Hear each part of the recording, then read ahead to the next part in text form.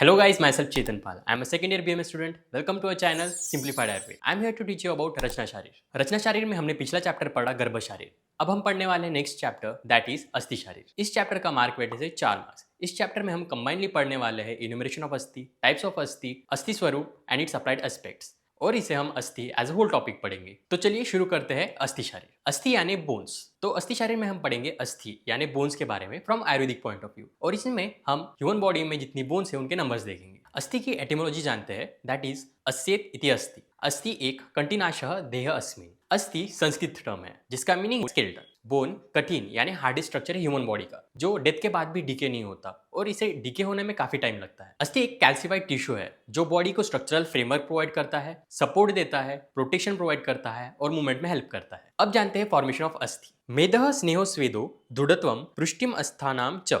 आचार्य सुश्रुत का कहना है जो सप्त धातु है रस रक्त मांस मेद अस्थि मज्जा शुक्र.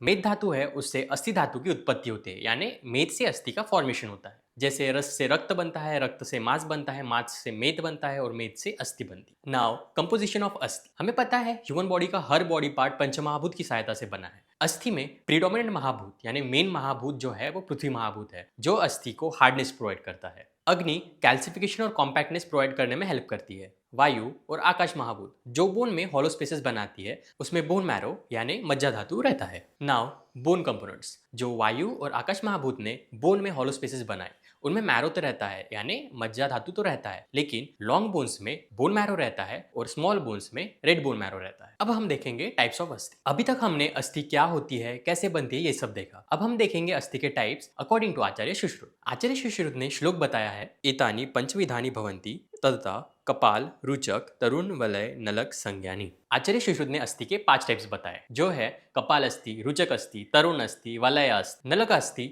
और एक उन्होंने 6th टाइप ऑफ अस्थि के बारे में भी मेंशन करा है जो है अनवा अस्थि. अब हम एक एक करके सभी को देखेंगे. फर्स्ट है कपाल अस्थि. इसका श्लोक बताया है तेषा जानु नितंबा अंश गंड तालु शंखशीर सु कपालानी. कपाल यानी हेड या स्कल. तो हमें पता है स्कल में फ्लैट बोन्स रहती है जो internal organ that is brain को प्रोटेक्ट करती है. तो कपाल अस्थि यानी फ्लैट और ब्रॉड बोन्स जो वाइटल ऑर्गन्स को प्रोटेक्ट करती है. तो कपाल अस्थि इन कुछ जगहों पर पाई जाती है. जानू और नी जिसमें पटेला यानी जानू अस्थि वही कपाल अस्थि है. और सिमिलरली नितंब और बटॉक्स में हिप बोन या नितंब अस्थि है. अम्स और शोल्डर में स्कैपुला यानी अम्स फलक अस्थि है. गंड और चीक में ज़ाइगोमेटिक बोन है. तालु और पैलेट में पैलेटाइन बोन यानी तलव अस्थि है. शंख और टेम्पोरल रीजन में टेम्पोरल बोन है. शिर और हेड में स्कल यानी शिरकरोति यही कपाल अस्थि है. नेक्स्ट इज फंक्शन ऑफ कपाल अस्थि. फ्लैट बोन्स का काम है इंटरनल ऑर्गन्स को प्रोटेक्ट करना और एज सरफेस एरिया प्रोवाइड करना जिससे मसल अटैच्ड हो सके. अब देखेंगे हम सेकेंड टाइप ऑफ अस्थि दैट इज रुचक अस्थि. श्लोक है दशन अस्तु रुचकानी. तीत को ही रुचक अस्थि कहते हैं जो फूड को कट करने में, उसको च्यू करने में और मैस्टिकेट करने में हेल्प करती है. अब देखेंगे थर्ड अस्थि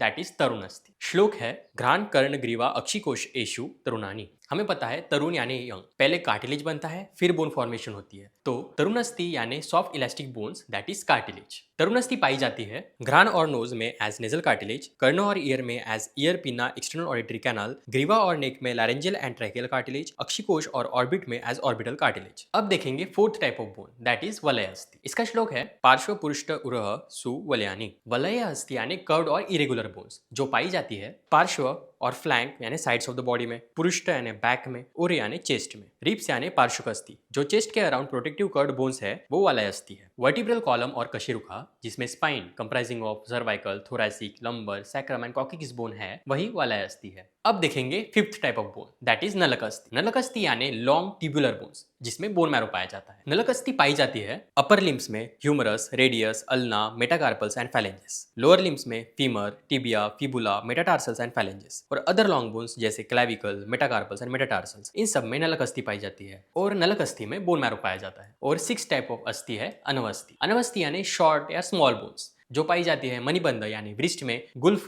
यानी एंकल में. ये हो गए types of bones according to Sushruta जो 6 टाइप्स थे. अब हम देखेंगे number of bones according to Charak, Sushruta and modern. Acharya Charak ने 360 बोन्स बताई है, आचार्य सुश्रुत ने 300 बोन्स बताई है और मॉडर्न साइंस ने 206 बोन्स बताई है. आप देख सकते हैं इतने सारे डिफरेंसेस आ रहे हैं काउंटिंग्स में. अब इन सब के डिफरेंट नंबर्स, डिफरेंट ओपिनियंस क्यों है? Cause of different time periods, different definitions and different counting methods. जैसे पहले फिंगरनेल्स को एज बोन्स कंसिडर किया जाता था, अब नहीं किया जाता। सिमिलरली पहले कार्टिलेज को एज बोन्स कंसिडर किया जाता था, अब वो भी नहीं किया जाता। और ऐसे बहुत रीजंस है जिनकी वजह से ऐसे नंबर वेरिएशंस देखने मिलते हैं। इनके डिटेल नंबरिंग्स आप बुक से रेफर कर सकते हैं। बस इसी के साथ हमारा ये चैप्टर अस्थि शारीर शॉर्ट एंड सिंपल वे में खत्म होता है। Thank you for watching this video. मिलते हैं नेक्स्ट वीडियो में, तब तक stay healthy and keep simplifying.